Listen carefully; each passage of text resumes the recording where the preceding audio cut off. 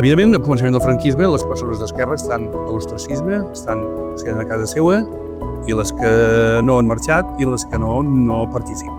No se'ls dona potestat.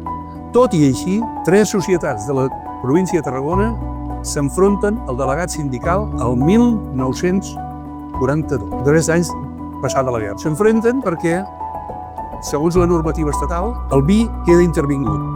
El vi no es pot vendre. O sigui, el vi que es fa aquí o es fa en una societat cooperativa no es pot vendre. És l'Estat el que determina el preu perquè tot està tassat. Hi ha pagesos de dreta, tots els pagesos de dreta, que revolten en aquesta situació. I planten cara, i ha de sortir el governador provincial, en aquest cas d'aquí de Tarragona, doncs, en fi, amb tota la situació aquí, concretament, destitueixen el secretari, que és una persona molt de dretes, totalment de dret, però conjuntament amb el de Barberà de la Conca, primer celler cooperatiu d'esquerres, més un sector d'aquí del Morell que està aquí al costat, aquests 3 són els líders carismàtics del 42 per plantar cara en aquesta situació i són, evidentment, aniquilats de la Junta.